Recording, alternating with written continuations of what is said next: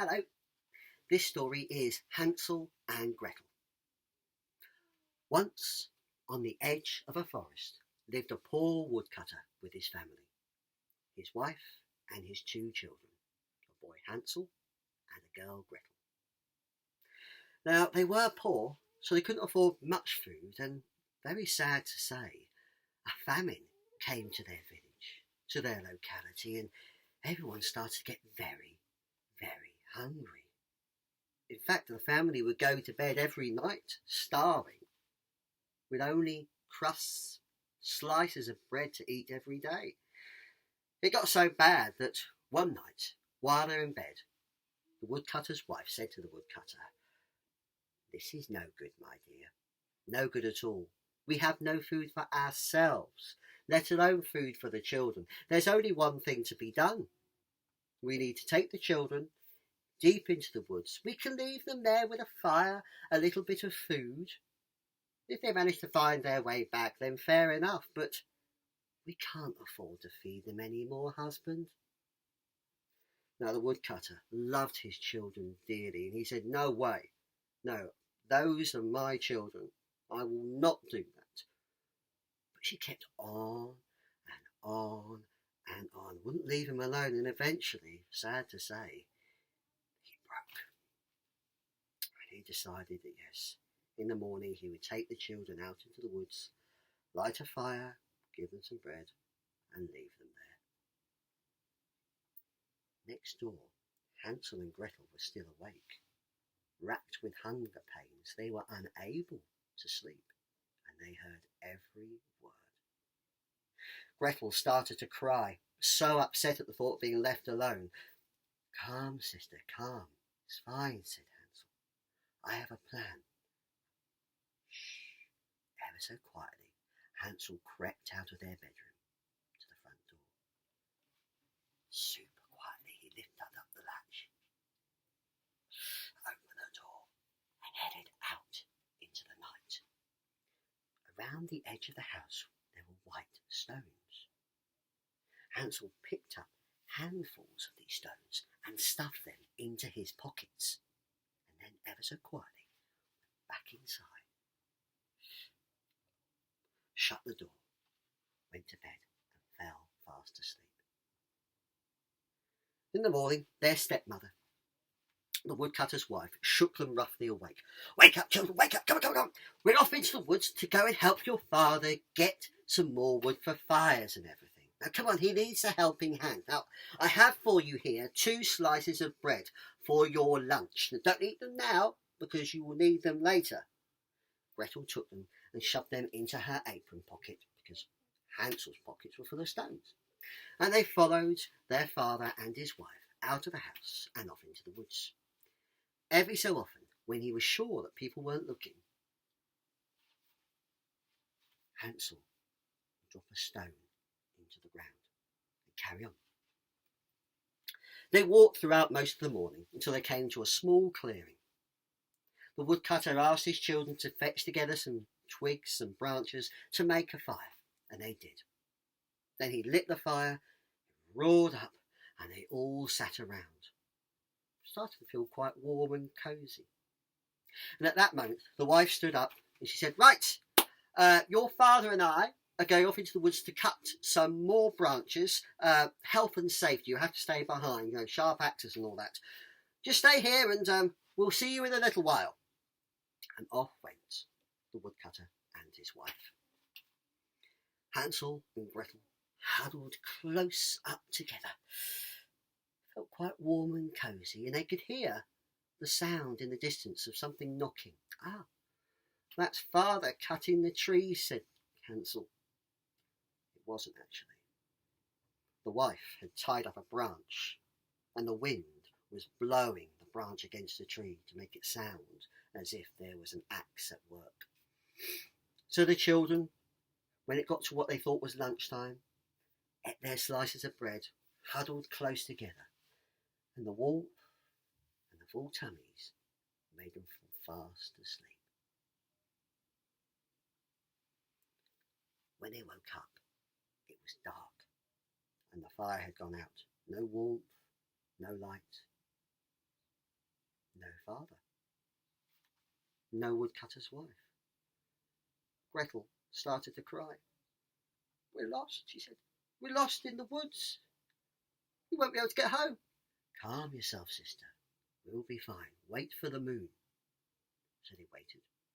And when the moon came out, shining bright and clear, the white pebbles lit up almost as if they had their own lights in them, as if they were newly minted coins gleaming on the ground. "There's our way home," said Hansel, and taking Gretel's hand, the two of them marched their way back home. When they got to the house, they noticed the door was locked and they couldn't get in. They rapped on the door as hard as they could, and it opened, and there was the woodcutter's wife. Oh! Children, how great to see you! We thought you were lost, so we came home and hoped you would find your way." At that moment, the woodcutter came downstairs, and his face was full of genuine love and joy. "My children, you are safe.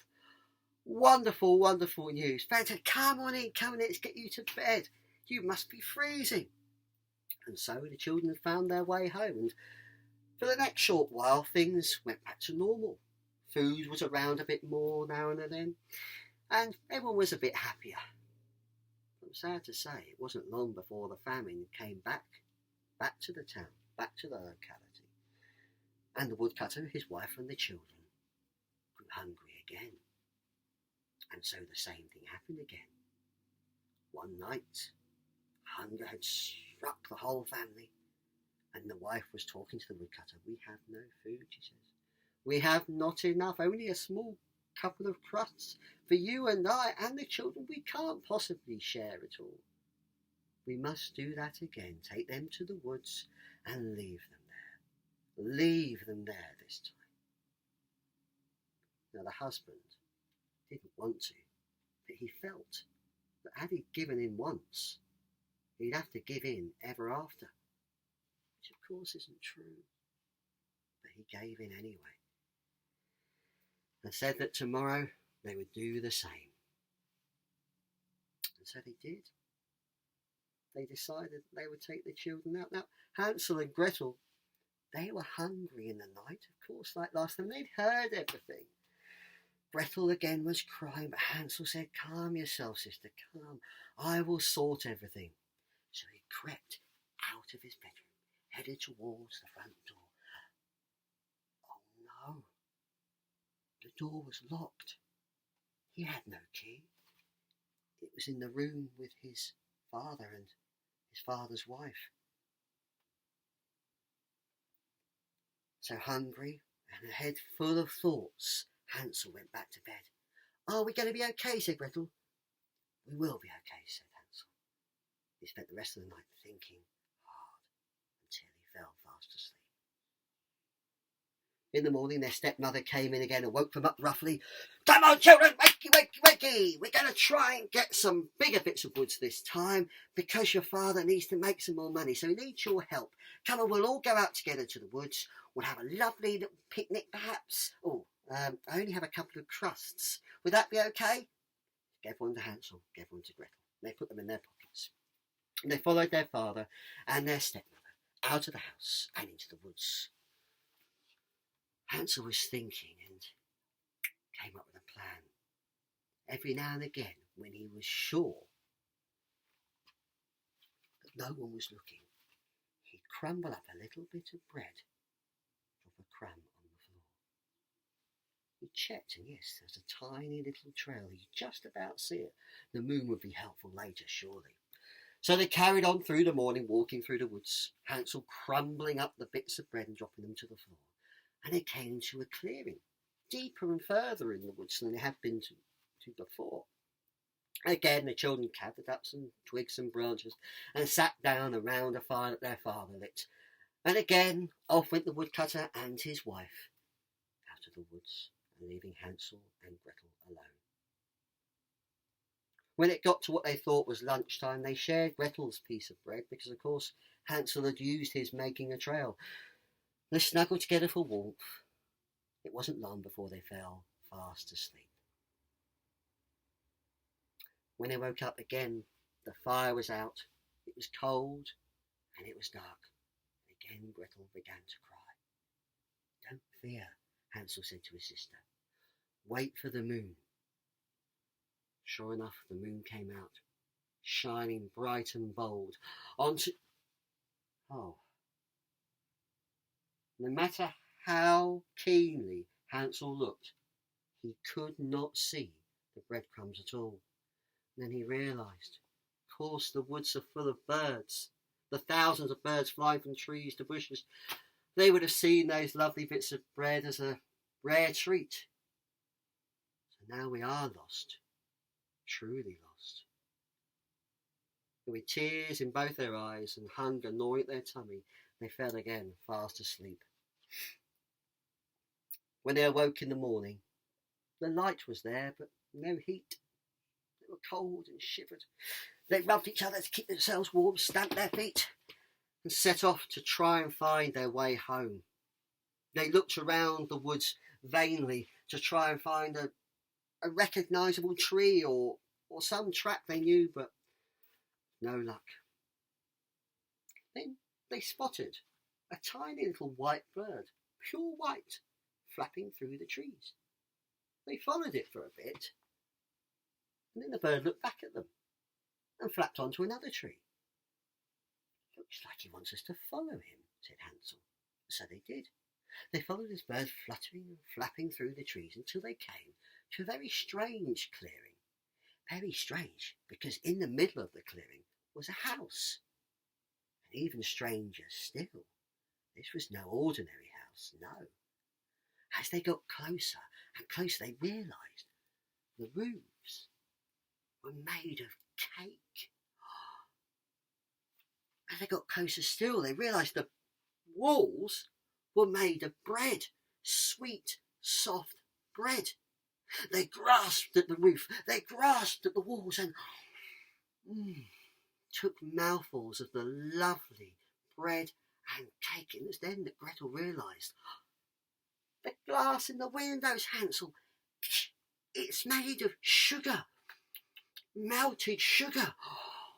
They sat down and gorged themselves until they were too full to even talk, let alone smile at each other. And it was when they were full that something happened. The door of the cottage opened ever so slowly, and out came an old woman. She hobbled over to Hansel and Gretel. "Don't worry, my dears, don't worry. I don't mind you eating the house, it's fine. Actually, come on inside, I've got far more inside there, and some lovely things to drink as well. Would you like to come on in?" So Hansel and Gretel, as quickly as they could with full tummies, leapt up and headed towards the old woman's house. In through the door they went. It was very gloomy inside. They couldn't see much. They couldn't even see anything to drink, when all of a sudden, slam went the door. And they turned around to where the old woman was standing, and they realised, far too late of course, this was no ordinary old woman. If only they'd paid her more attention, they would have seen those red glowing eyes. That's how you can tell a witch, you see. Those red glowing eyes, they cannot see very well at all, witches, because of the redness of their eyes. But they can smell well, smell really well. And this witch had smelt Hansel and Gretel a mile off. She made her house especially with an enchantment to be made of cake and sugar and breads to get those children, because, as you all know, witches don't eat bread and cake and sugary treats. They eat children. What a lovely pair of morsels, said the old witch. Very, very yummy. Oh, look at the tubby boy. I think I'll have him first. And roughly she shoved Hansel into a cage in the corner and locked it, hung the key up by the fireplace, and then roughly handed Gretel a broom. You clean and you cook. You, boy, you eat and get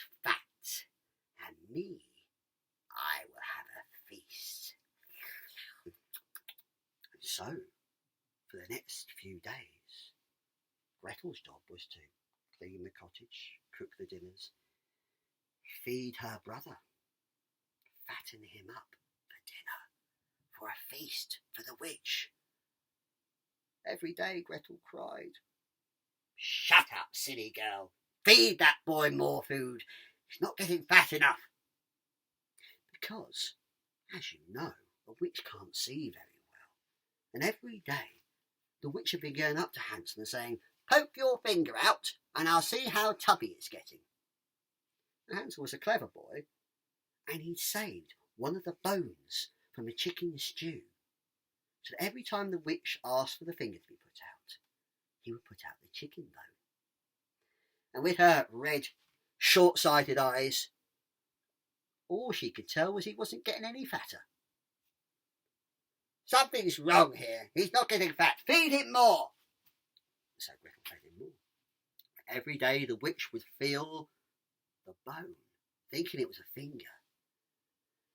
And she'd be thinking, "This is not working. I'm getting hungrier and hungrier, and that boy's getting no fatter. If anything, he's going to get thinner. I should eat him now. Girl, come here. You, stoke up the oven." "What up the oven?" "Stoke up the oven." "What's that?" "Oh, for goodness sake. Get some more branches, poke them in the oven, get it hotter. You get that?" "Put branches in the oven?" "No, put them in the box underneath that makes it hot." "Oh, for goodness sake, you've been here long enough. Come on, get some branches." "So these ones?" "Yes, those ones. Now carry them over to the oven." Okay, and Gretel carried the branches over to the oven. You want me to cook these?" "No, I don't want you to cook them. I want you to cook your brother, my feast. Now put those branches in." "In the oven?" "Oh, for goodness, get out of the way. I don't know why I bothered." So she opened up the bottom grate, put the sticks in and shut it. "There," said the witch. "Now that will get hotter and it'll be easier to cook this boy." Oh. They waited 5 minutes. The witch was thinking, "That oven must be hot enough now. Right, time to cook the boy. Is it hot enough? I bet it. Girl, can you check the oven?" Check the oven. Oh, yes, the oven. Gretel, she was clever like her brother. In fact, some people may say even cleverer. Which door do I open? Which means the top one. I'm not going to open up the top door. This one. Is that the top one? Yes. How do I get hold of the handle, wrench it and pull it? Wrench it and push it? Oh, pull it. Pull, girl. Wrench and pull. Oh, yes. Now what? Now if you just feel inside and see if the oven's hot enough. Feel inside what? Inside the door. But the doors, how can I feel inside the door? It's just a bit of metal here on the... "Oh, give me strength," said the witch. "Out of the way. Look, now. You stand in front of the oven, you bend down, door open, looking in." And no sooner was the witch hunkered down, looking in the oven, than Gretel took a big run up and pushed her in. In went the witch, bouncing off the walls. Gretel slammed the metal door shut, put down the catch, and rammed a nail on it so it could not be opened. There was an awful scream as the witch cooked inside. But Gretel didn't have any pity for her, no. She reached up above the fireplace and took down the key to open up the cage, and out came her brother. They hugged and they kissed, so pleased to be holding each other again. "What are we going to do?" said Gretel. "I don't know," said Hansel, "but let's have a look round the house. There must be something we can do." They searched around the house. They found more food and everything, but they did find, in the corner of an upstairs room, a big chest. And in the chest there were diamonds, rubies, emeralds, sapphires, you name it, it was there. They stuffed their pockets with all these jewels and everything and set off away from the witch's cottage. "We need to find our way home. There must be somewhere." They spotted in the distance a wisp of smoke above the trees. "Let's see if that's near a road or something. Maybe we'll find the way there." So they headed towards where the wisp of smoke was coming from. And they realised, as they were getting closer and closer to the wisp of smoke, they realised they recognised the trees. They recognised the path. They recognised, they were nearly home. In fact, just a few minutes later, they were walking up their path to their front door, knocking on the door, and who should open the door? Their lovely dad, the woodcutter. Oh, children! He fell to his knees, crying tears of joy. He hugged his children close. It'd been a terrible few days for him. First of all, he lost his children. Then his wife disappeared, never to be seen again. But now he had his two wonderful children again. The children reached into their pockets and pulled out all the treasure they had found in the witch's house. The woodcutter leaped for joy. The children leaped for joy, and the three of them held each other tight. They would never let each other go again. Indeed, they didn't. They lived happily ever after. The mouse has run. My tale is done. Thank you. Bye-bye.